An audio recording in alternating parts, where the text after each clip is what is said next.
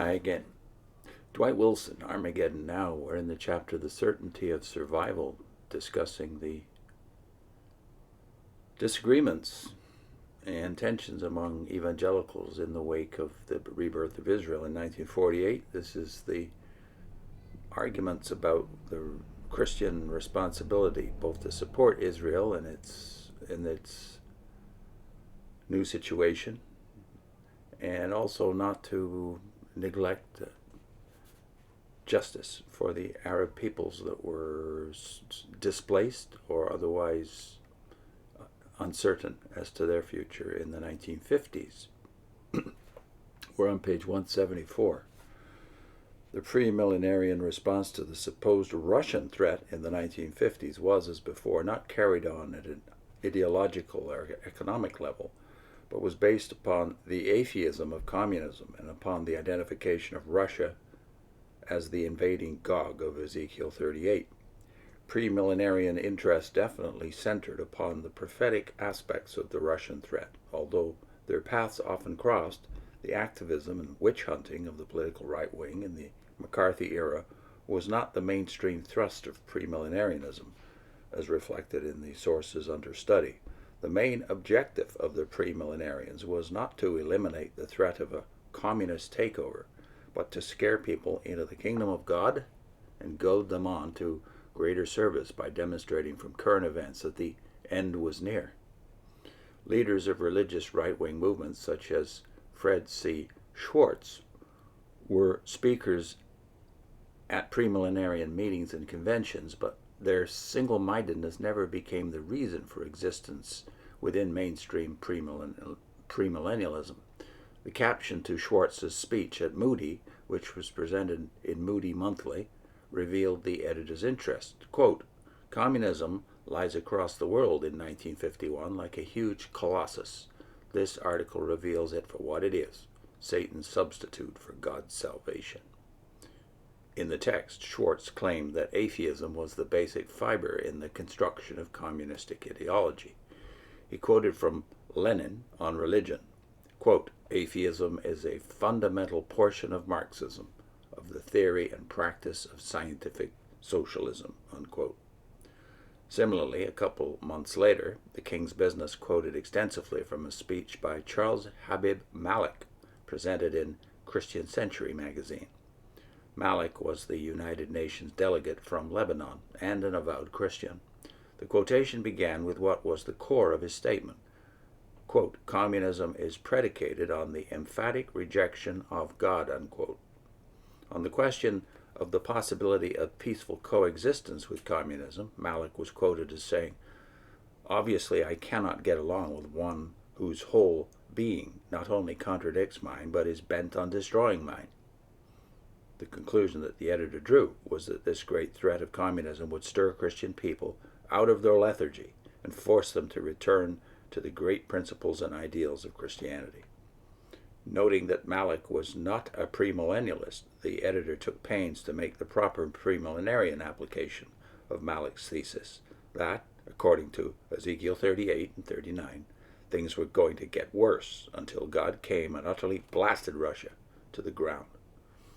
An article in the Sunday School Times at the end of 1955 dealt with communism's unchanged heart, its antagonism toward religion. The author quoted from a United States Information Agency propaganda bulletin as a purported quotation from the communists themselves, namely from the Odessa radio. Quote, "It is the duty of party organizations to pay the most serious attention to the intensification of anti-religious propaganda and to make it militant and aggressive." End of quote. These, then, were the continuing concerns of the premillenarian's mind vis-a-vis communism. Other issues, such as the individual versus the state, or capitalism versus collectivism, simply were not the basis of extended discussions. As before, resistance to Russia mainly focused on the national identity of Russia rather than on Soviet ideology. The problem which premillenarians faced was still that of determinism on one hand and moral responsibility on the other, although most were not aware of the dilemma. Just as in the case of Israel, though, there were those occasional souls in the 1950s who became conscious of the dilemma. One of the determinists, D.M. Panton, was cited in the Evangel magazine to the effect that if Russia knew anything of prophecy, the last country in the world she would approach would be Palestine, which was to be the crux of her doom. He said that in spite of any political or military disinclination, God would compel Russia to invade Palestine. No mention was made of the philosophical problem of what good it would do for Russia to know about the prophecy if she were going to be compelled to invade Palestine even against her will. With similar obliviousness, Leonard Sale Harrison in the Sunday School Times quoted with approval the declaration of one missionary, "We must fight communism with all power at our command," and then in the same article observed that it was thrilling to see Russia's advancements and actions, which clearly pointed to her later attack on Palestine. According to his system, Sale Harrison was actually advocating fighting against the will of God. In June 1950, just a week before the outbreak of the Korean War, there appeared in the Evangel an article, "Russia in Prophecy," by Frank M. Boyd of the faculty of Central Bible Institute, Springfield, Missouri. He pointed out that the result of World War II was the ascension of Russia to power, and he predicted that sooner or later Russia would withdraw from the United Nations as she had withdrawn from the League, thus dividing the world into two opposing camps. Boyd regarded Ezekiel 38 as a prophecy of the ultimate doom of Russia. The reason given for her fate was her future attempt to exterminate Israel. This impending struggle was granted the highest priority, as Moody Bible Institute devoted an entire correspondence course by Wilbur M. Smith to the subject. It was entitled World Crises and the Prophetic Scriptures. It was later published in a book, by the way. The first lesson recalled the early prophetic conferences of the 20th century and observed, then students of prophecy talked about a coming world crisis. Now we are in a world crisis. The Russian bear prowls forth to his doom was one subject in a series of prophetic articles in the latter half of 1950 by Louis S. Bauman, who was now pastor of the First Brethren Church, Washington, D.C. He too looked to the past and recalled that in the December 30th, 1939 issue of the Sunday School Times, he had claimed that Ezekiel 38 and 39 referred to Russia.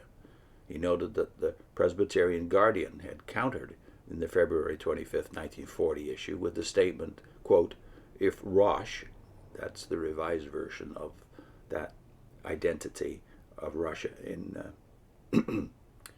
Ezekiel 38, Rosh, in some translations anyway, if Rosh is taken as a proper name, with what country is it to be identified? We confess that we do not know.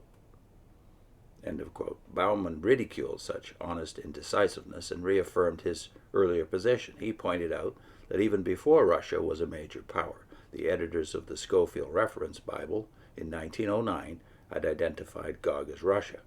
He then affirmed, quote, "how recent years have proven them to be absolutely right." End of quote. He did not explain by what twist of logic their position had been proved, but went right ahead to remind his readers that more than 10 years ago, in Russian events in the light of prophecy, he had predicted that Stalin, and not Hitler, would win the war. And now, with equal confidence, he was predicting the ultimate doom of Russia. He evidently had no fear of Russia, nor any qualm that America's policy of containing communism by means of atomic threats to the brink of war might stimulate retaliation.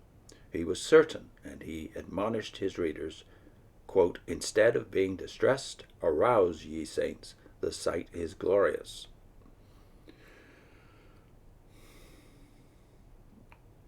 I put in a link to the Great Tribulation in Matthew 24 and the source of both Daniel's view of the Great Tribulation and Matthew 24's discussion, which is Jeremiah chapter 30, Jacob's trouble.